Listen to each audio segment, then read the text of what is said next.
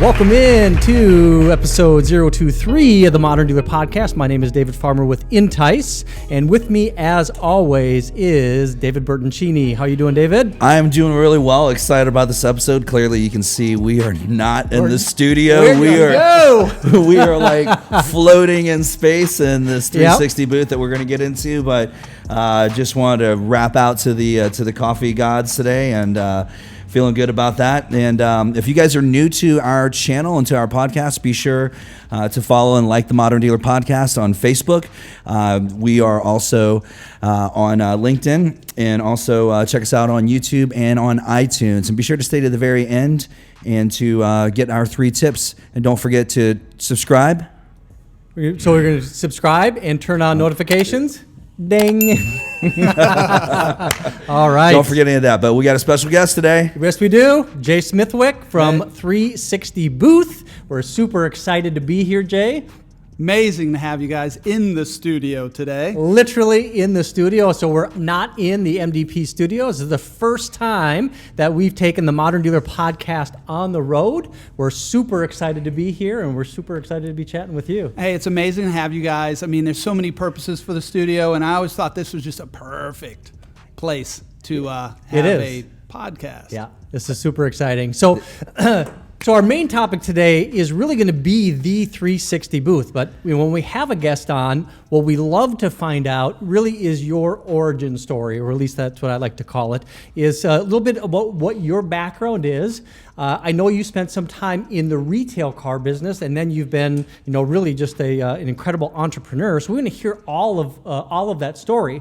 But to get things started, I know that you, before getting into the car business, like David Bertoncini, you were in the military, were you not? Absolutely, Air Force.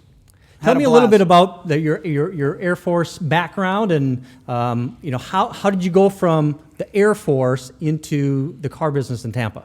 So Air Force, kind of lost my way as a high school youth. Got some structure from the Air Force, was a crew chief on 130s. Had the blessing of attending Desert Storm, getting out. Thank you for your service, by the way. Thank you. From there, I jumped into car sales, fell in love with it. Dallas, Texas, W.O. Bankston, doesn't exist anymore. AutoNation scarfed that store up. But just loved the cars and the business. 97, everybody was talking about the internet. Yep. And I was on the internet in the Air Force ordering parts, and it was a green IBM screen, so that's not going to work. No. And then I saw HTML and Java, and my head just exploded. There's got to be photos of cars online. So when I searched it in 97, ADP had a website with about 170,000 cars, not one photo. Wow. I begged, borrowed, and stole to get to figure it all out, got a website up. I started shooting 10 dealerships in Clearwater, Florida. Obviously, I left the car business to go all in, and I still have 2 or 3 left from 20 years ago. Yeah. Now we've got well over 500 stores, photo service, lot service, shoots throughout Florida and Texas. And 7 years ago, had to find a solution to make photos better. Yeah. And, shed some tears, lost a bunch of money, lost a lot of sleep, shed more tears. Yep. Got my teeth kicked in a couple times. Yep. And came up with this design, and we continue to polish the wheel. Yeah. Continue to polish the wheel. I love it. Just keeping it simple. Yep. Before we get into what this is, the 360 booth, one question I like to ask every one of our guests so far is, do you remember the first car you sold? Absolutely. Okay, let's hear it. Absolutely. So, just I was learning the greetings. Mm-hmm. Of course, it was a guy and his girlfriend, maybe had a couple of beers, walk into a Lincoln Mercury store and see a Vogue wheel gold trim package Continental on the pad. Whoa. And I, of course, even as a newbie, I pre-qualified. But he said, just go, take him to the car. He had 10 grand in cash in a bag, bought the car. I think I had a 12-pounder Wow. So, Spoiled from day so one. now you can see why I fell in love with the I'm business. in. Yeah. Right out of the gate. Right out of the gate. You made more Absolutely. commission on that than you did probably Never forget 3 it. months. Couldn't in the believe military. it. And, you know, even as a newbie, I pre-qualified. This Right. guy's just drunk with his girlfriend talking smack. I'll just walk him through the deal. Yeah. And they bought the car right there. Wow. That's amazing. You know what's so funny is I think anybody that sold cars for any period of time has the perfect story to illustrate what it is like to pre-qualify somebody. I remember Glen Mills. I'm sitting in the used car showroom. I was a new car salesperson at the Toyota dealership. But I'm sitting in the used car sales office. It's probably 8:30 at night. We close at 9, just wasting time until it hits 9 so we can go home. So this piece of shit truck, I mean, like literally, it's falling apart as it's driving onto the lot, full of rust. It's a work truck, has paint all over the place, everything, just exactly what you think just a shitbox work truck would look like. Old guy gets out and, you know, kind of hunched over, probably 80 years old, just kind of wandering around. And Glenn says to me, "Do me a favor, just go talk to that guy. Nobody else wants to talk to that guy." I said, "No problem, I'll go out there." So I go out, talk to the guy. And 30 minutes later, we're writing him up on, you know, like a 5 or 6 year old Chevy truck that we happen to have in stock. But he had an 812 Beacon. He wrote a check for $5,000 down, financed the other 5, and the deal was done before 9 o'clock. Right. So I mean, anybody, when you're looking at pre-qualifying somebody, you see a big old shitbox Absolutely. truck out there. It ain't going to Absolutely. happen, right? You But I learn love from it. You learn stories from it. like Yep. that. Yeah.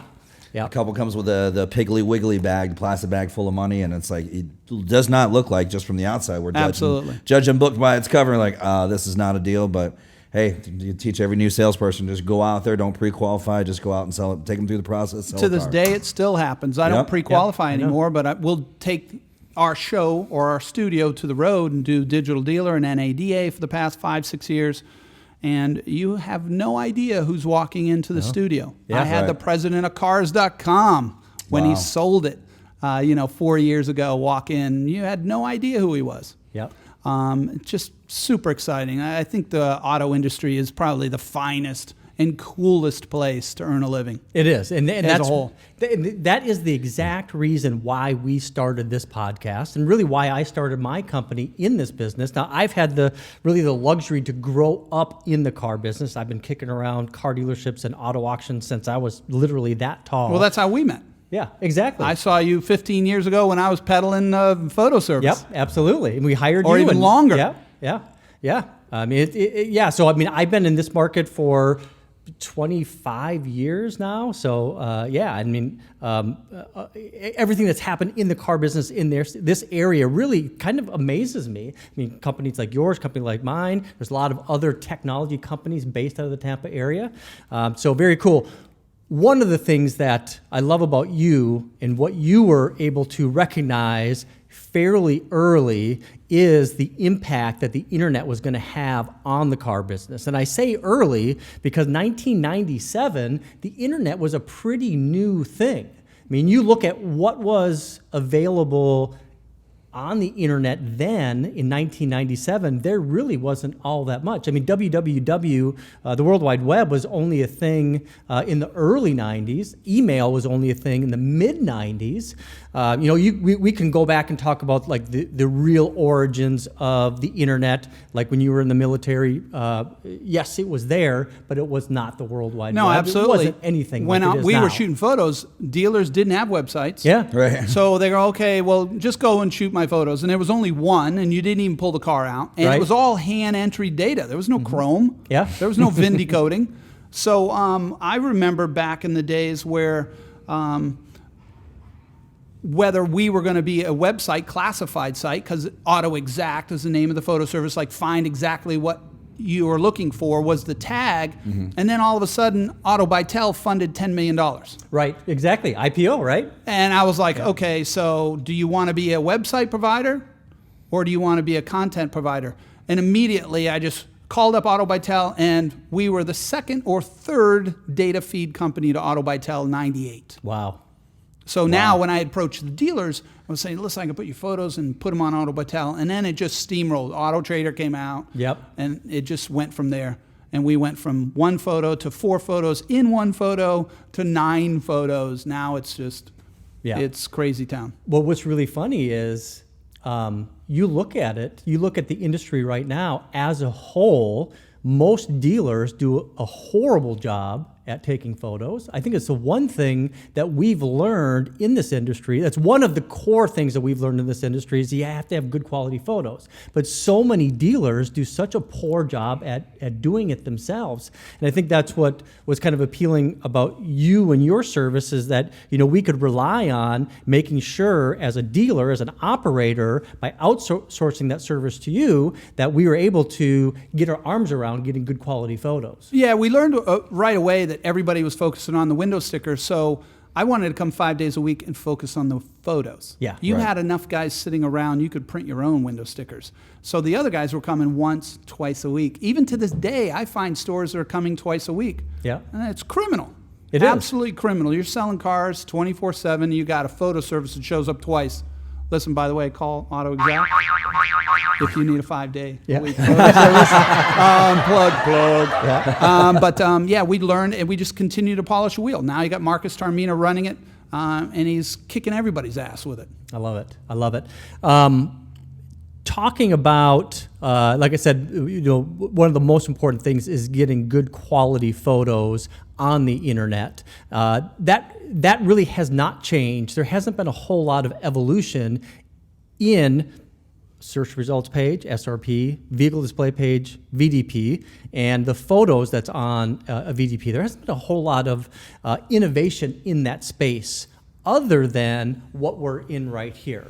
So, I mean, I know we're only 12 minutes into the first segment, so I do want to kind of wait and talk about the 360 booth in the second segment.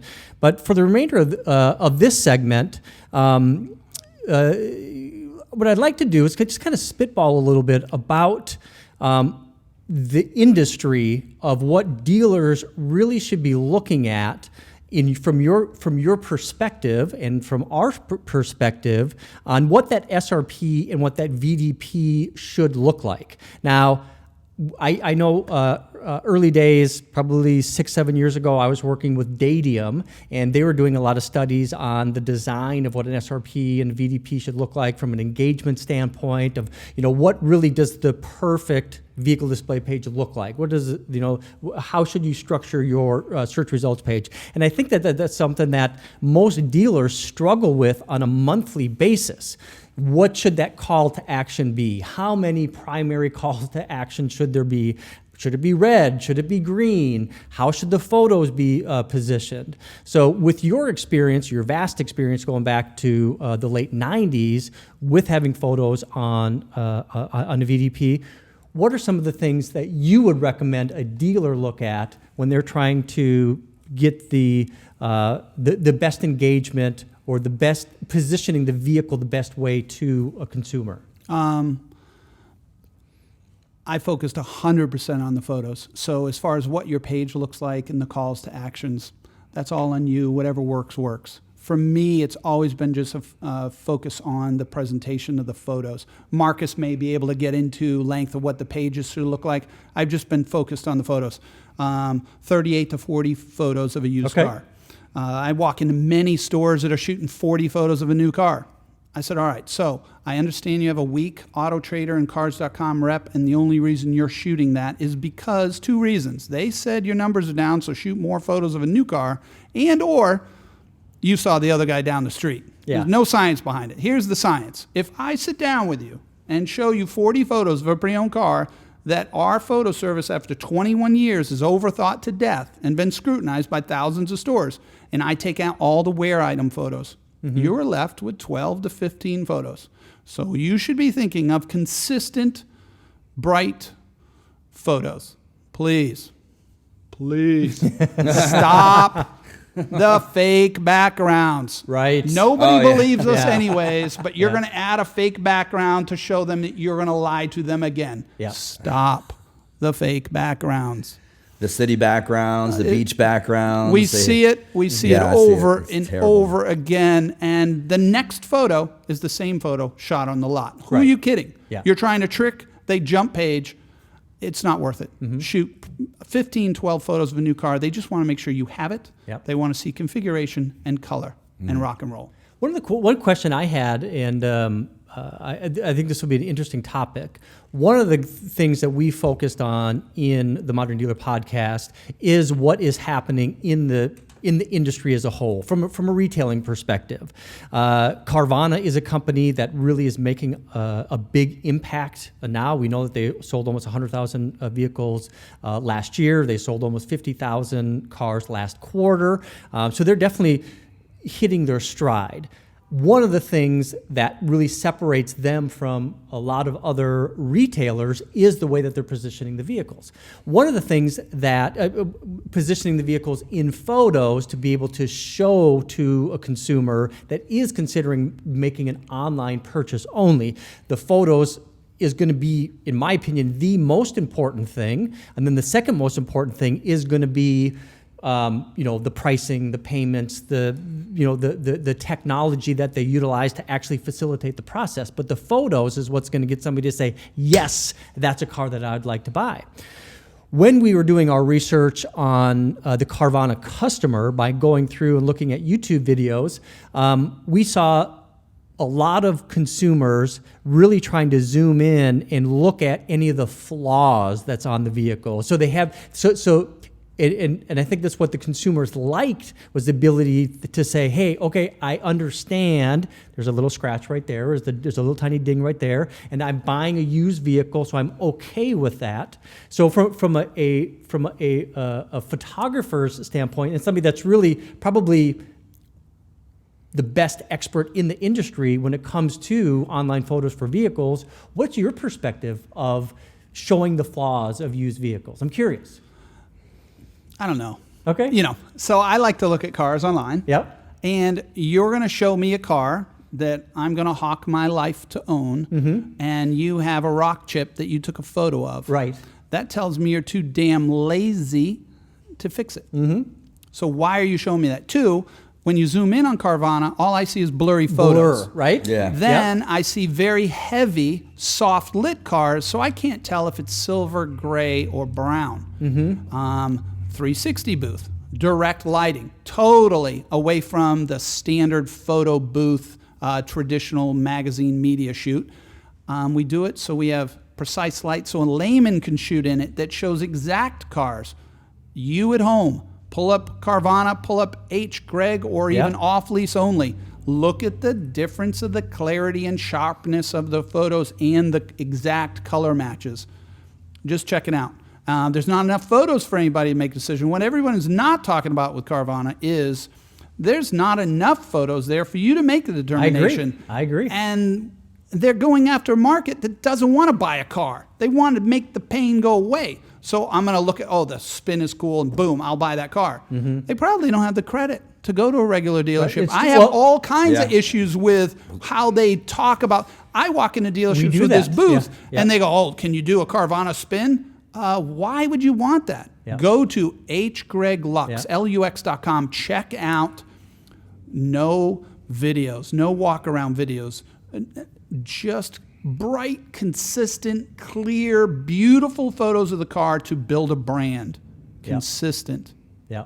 I love it. Hope that answered your question. I go off on tangents. No. I mean, that's God, what we want. I didn't have we just want the coffee. Conversation around it, because these are legitimate things that dealers are having conversations every single month. So my company, Entice, I kind of look at, we have two divisions. We have a digital marketing team, and then we have a technology team. From the digital marketing and advertising standpoint, we participate with our dealers on a monthly basis in advertising meetings, and we talk about what their SRP looks like, what their VDP looks like, what their photos look like. And it's an important part of a dealership's online presence. That photo is so, it's such a weighted part of the entire digital platform. What website provider you're using, doesn't really matter all that much. how the customers are interacting on the dealership's website, what, the primary call to action says, get best price, unlock price, test drive, whatever it is, but it's the photo that's going to get that customer to lock in and key in, and then they're going to look at anything else that's on it. So I think that the photos are extremely, extremely important. We're 20 minutes in, so our first segment is over. Wow, that flew. It is. It's crazy, right? This is going to be a week-long segment. Stay tuned, because I got more. With that, we're going to take a quick break, and we're going to be right back.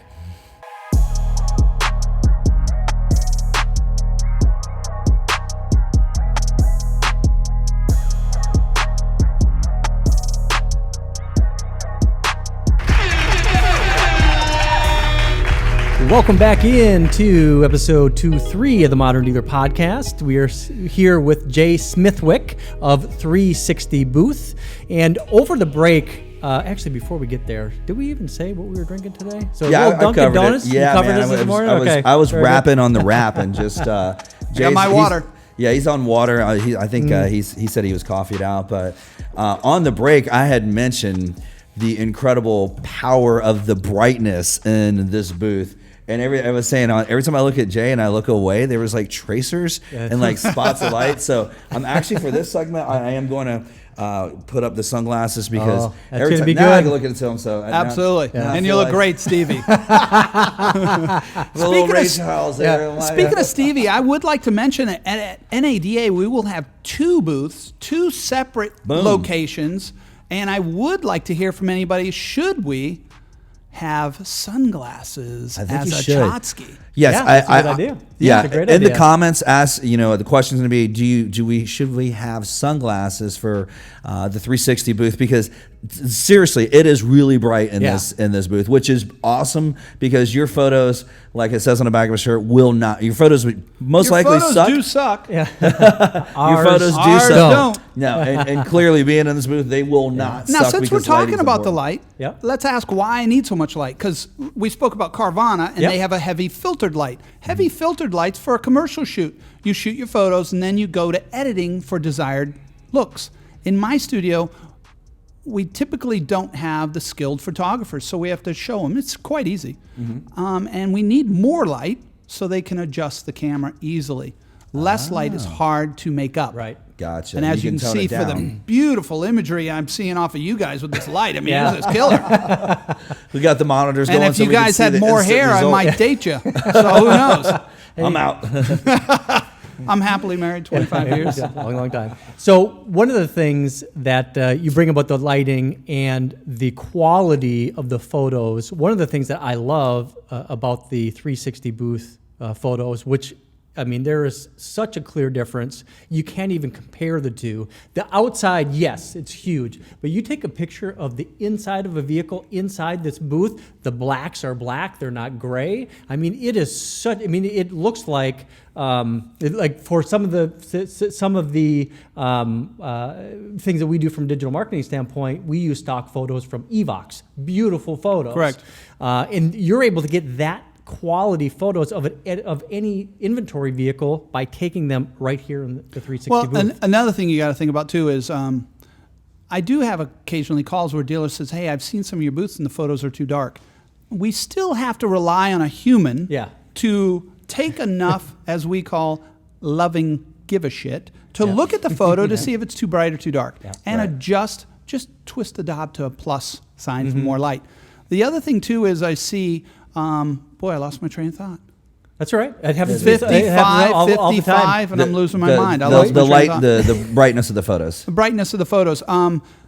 You must have realistic, sharp photos. To have a filtered light and make it look like a studio will harm you in large way because they think it's a fake photo. Carvana, go to AutoTrader. The bottom third of the photo says actual photo. Why do you think they say that? Yeah, good point. So because customers call all day long, send me the actual photo because it's a very filtered light. With these direct LED lights, we're killing it. Yeah. I love the photos. And killing my vision too. But that's okay. It's the quality of the photos is really important, just the brightness of it. And the ease. So, anytime someone's ever taken a selfie and kind of going, off subject, like my wife, anytime we take a picture, she's so important. It's like, the light's terrible.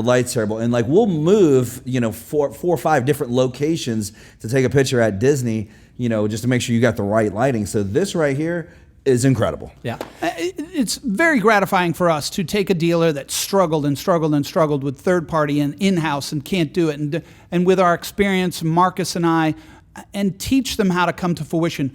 We installed in Indiana a Subaru store. They were last in their marketplace for CPO. 90 days in, I get a text. Jay, we're number 1. Wow. June 2018, they had 35 sales. Mid-June, he texted me a few days before he was number 1. They had 65 sales. They had doubled their sales. A lot of factors there. Sure. But once you give a customer a reason to buy, because they're looking at photos first, then they look at the details. It's kind of like dating. It's kind of like online dating. Absolutely. You got to have a good photo there. Absolutely. And I think dealers really need to really pay attention to exactly what you just said there. And I think from a technology provider standpoint, the first thing that you need to do is buy one of these booths. I think before you look at changing anything from a SEM standpoint, an SEO standpoint, changing your website, adding another widget to your dealership's website, trying to increase conversion, the first thing you need to do is being able to capture that customer's attention on a particular vehicle. Nothing else matters until that happens. I was actually and this even becomes more important as social media continues to become a better platform to advertise. I was flipping through Facebook this morning, and a large volume luxury dealership that's just right around the corner from your studio here. Oh my God, I know who you're talking about. Exactly, the worst right? ever. I'm looking at it and I'm going, this is ridiculous. And we're talking about a luxury brand where when people are making a decision to buy a vehicle from that brand, the visual aspect is 90% of it. Mm-hmm. And it looks like they're taking photos in a closet. I mean, it's really bad. It is really bad. And, you mentioned luxury brand. Many people I talk to on the plane, so you sell Ferrari, put Ferraris and Mercedes. No. In fact, the complete opposite. In fact, H. Gregg just won Dealer of the Year with our studio. Mm-hmm. Off Lease Only just had some large investment fund hit him up using our studio. Drive Select, which is an Echo Park studio, uses our dealership, uses our studio exclusively. Mannheim now, I've got 16 out of the 30 North American Ferrari stores. But what I meant to say before getting off on a tangent was that I go to often independents, they call and they go, we can't afford that. And I said, you can't afford not to, and here's why. Your customers need the better photos for the $5,000, $10,000, $15,000 high mileage cars, because you could instantly differentiate yourself between the others. Mm-hmm. Instantaneous. Don't put them in the fields, put them in the booth, spend the money, and your business will grow 20, 30% or more. Yep. That's strong.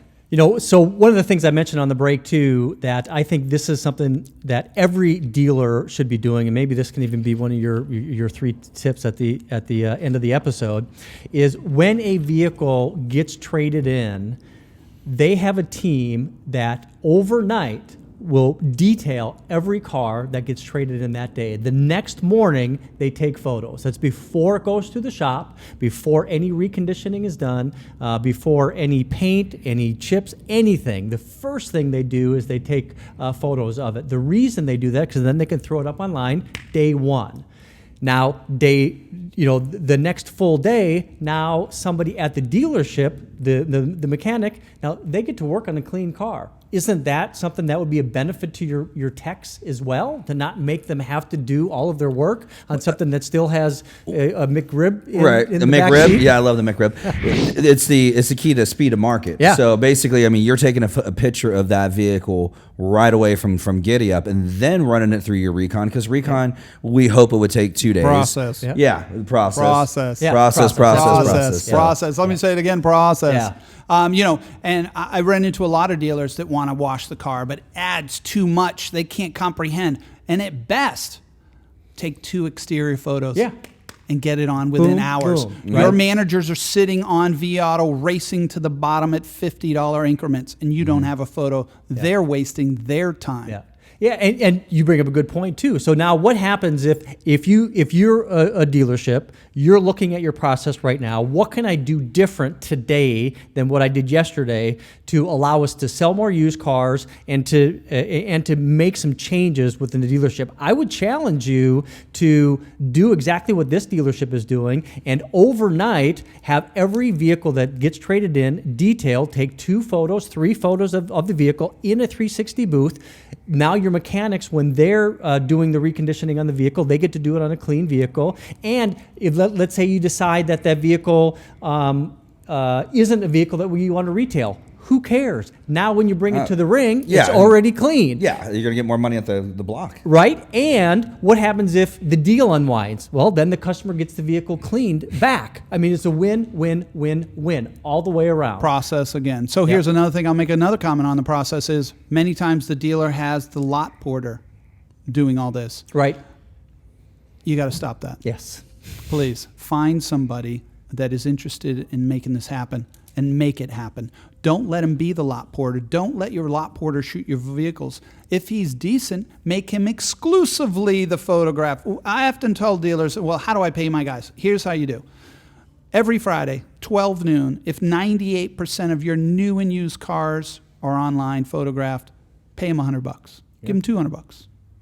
Throw him a spiff. Do you think just that will show him enough love so he doesn't feel like a janitor on aisle 4 cleaning up vomit? And we're talking about dealers that are spending $5 and $6 per click for search engine marketing on Google and not taking the time to look at their process, spiffing their people to get to 97, 98% vehicles online.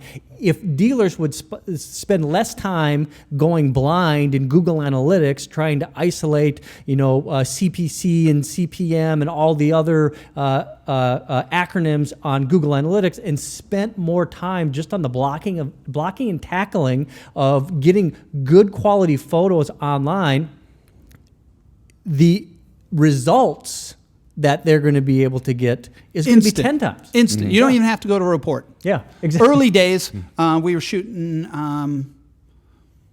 So this booth, early days, I got a false start. I had 2 dealers buy it.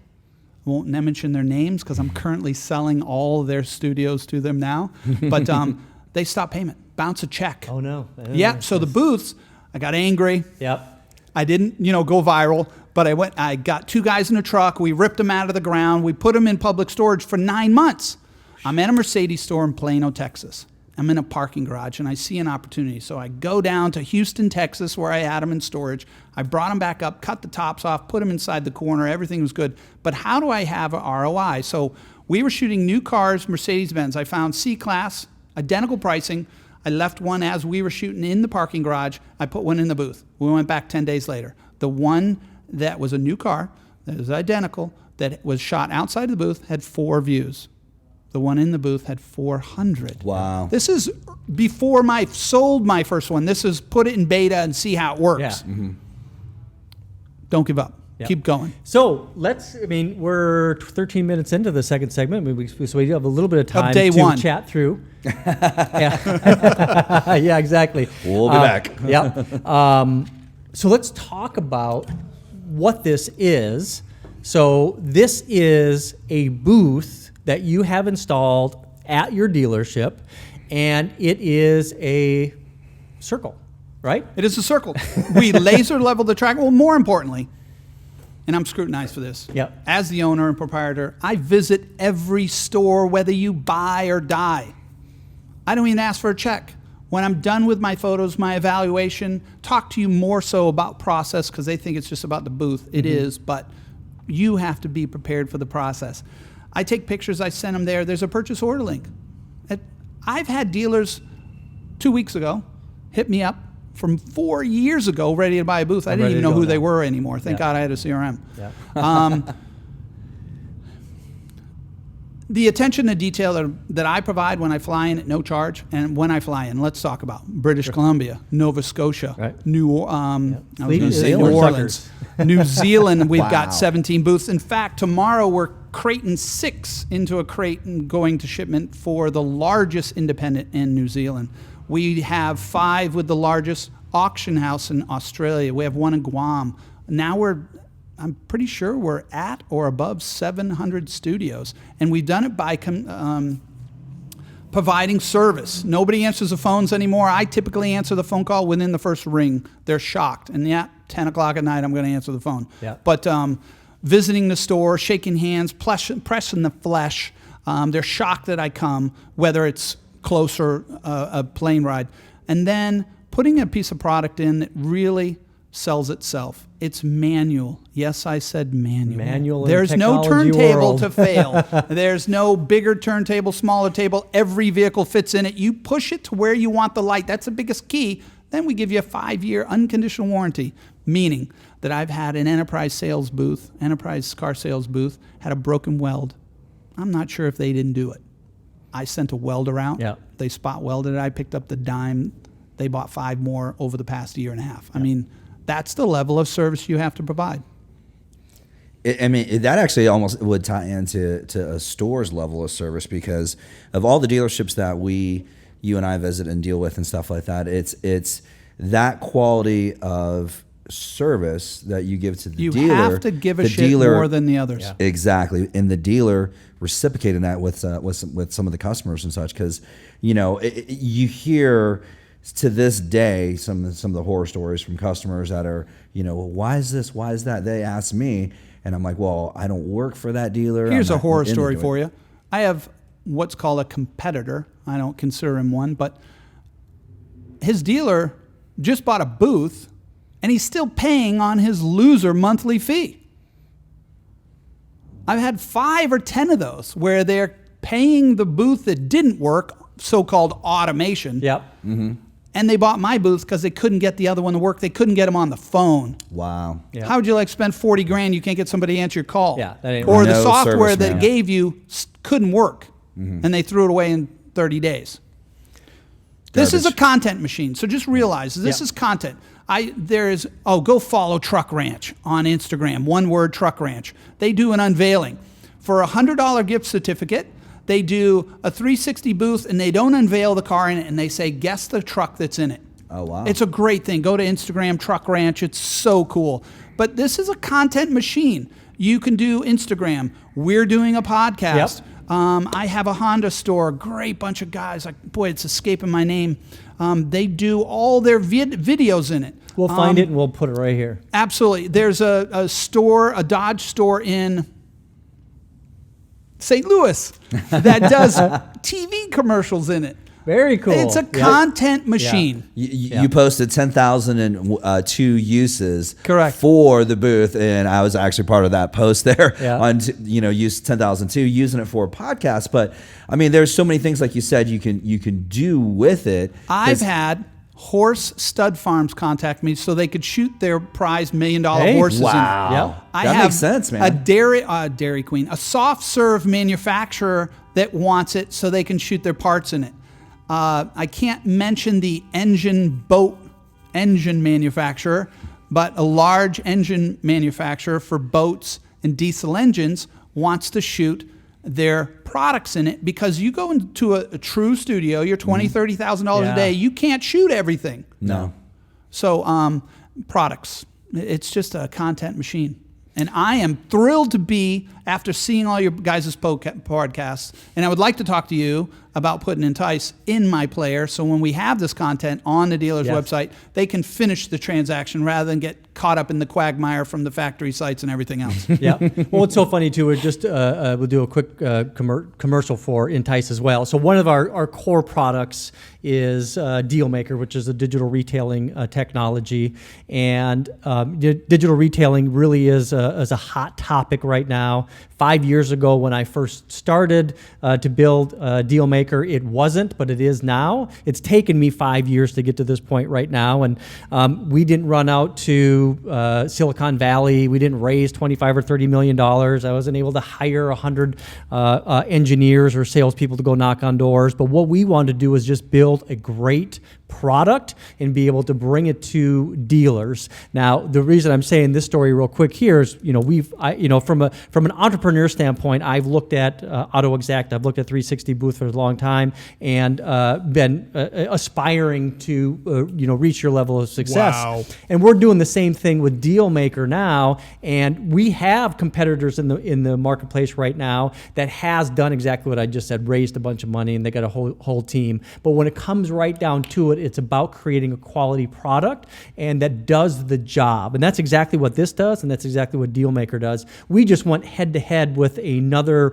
digital retailing technology where they're being forced by a manufacturer to choose from a couple, and they chose one. They had, I'm not going to say what the dealer is or the technology, but they've just gone 30 days pulling their hair out trying to get this thing to work. And they got to the point where it said, I don't care even if you pay for half of it. We don't want that anymore. We just want to go right back to entice. Right. Okay?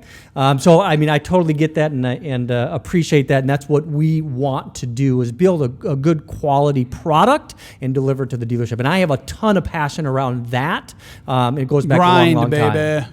Well, Grind. it goes to the grind. And actually, to both of you two gentlemen, the cool thing about both of you guys is we understand the grind, going back that we spent time, all of us sold cars. We understand, the frustrations and the champion of selling a car.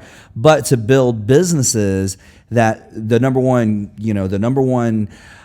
focus on is service, to service the customers when they call up and said, hey, I don't understand this, to service your customers that, hey, I got a broken panel or a busted. Yeah. Answer the phone. Yeah. It's as simple as that. It's so crazy that in the year 20, we're less than 30 days away from 2020, and here it is that people don't understand that the service still is going to, it's going to surpass everything else. Very recent experience. I shipped my car from Rhode Island back to Florida. We were just talking about that, yeah. Mainstream carrier picks up my car in a beautiful couple $100,000 enclosed trailer.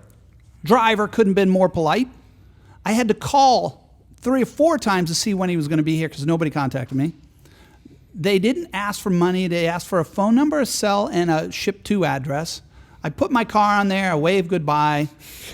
Adios. And nobody contacts me. Wow. Nobody called. I mean, Yeah. a CRM would have just said, hey, your car just been cooked up. We'll call you in 2 days. Yeah. Right. They didn't even have that. I started calling Tuesday, and the guy haphazardly just said, I think it's going to be Friday or Saturday. Thanksgiving was Thursday. I sat all day Friday, all day Saturday. Staring out the window looking for your car. Now, at this point, I'm irate emails, phone calls, texts, no answer. Wow. No answer. Provide a service. If you give a shit Yeah. to spend money at any dime, pick up the phone. Yeah. Pick up the fucking phone. Pick up the fucking Pick phone. up the fucking phone. That's what I'm talking about here is the passion. We all have passion for the business. And without that passion, if they never spend any time in the car business, a lot of these vendors and people that created these, a competitor to 360Booth, a competitor to Entice, all these assholes have never spent time in the business and understand the passion that we all have for the business. What's happening is they design a business model, they package it all up and hope they're going to get funding. Yep. Yeah. Silicon Valley And they're going funding. to suck Exactly. the teeth until Then it's they start gone. looking for an exit Right. strategy. I was actually going to bring up a whole thing about this tier 1 advertising agencies that are doing with manufacturers right now, controlling and certifying products, and getting these technology companies on this certification. Yeah, hamster I mean, wheel. it's just an absolute mess what they're doing to some of these companies, and companies, now have to run out and raise more money or figure out how to exit. I'm glad I'm not on that rat race right now with us, but anyways, I don't want to go too far off that. We are now 23 minutes into the second. And I'm going to do one plug. NADA, 2 studios, 2 separate locations. Check us out. We're going to be debuting some technology at one with Marcus Tarmina. I'll be over there showing how to demonstrate easily how the booth is. Come see it. We may or may not have sunglasses, depending upon your results. Yeah, let us know in the comments below. for Absolutely. Sure. So what we're going to do now is let's go ahead and get this thing wrapped up. And the way we like to do that is we like to have Mr. Bertoncini give Bert's 3 tips. Well, for those that stayed to the end and got the 3 tips, so we covered a lot of stuff here. Biggest thing is the booth here, and 3 tips a dealer could start with right now as they wait for the delivery of their booth. Delivery times are out there a little bit, but we'll get some booths out there to them. But while they're waiting for the delivery of the booths, number one, focus on the quality of photos, as Jay built his business from good quality photos. Consistency. Consistency, good quality photos. Tip number 2, take 30 to 40 pictures of more or less focusing on pre-owned vehicles. New cars, you can Google the new car. What people are looking for on new cars is just basically the color, the equipment, and make sure you have it. Exactly. Yeah. Is it there or is it not there? And then, of course, what I love was your idea of actually a store could change their recon process, detail the car immediately when it arrives right up front, detail it and get those pictures online and start, before you start your entire recon process. Who knows how long that could take. But, hey, get those photos, get it up online, speed the market. That is killing the market that way. I love it. Yeah. Love it. For Jay, thank you. David, that's a wrap. That's a wrap.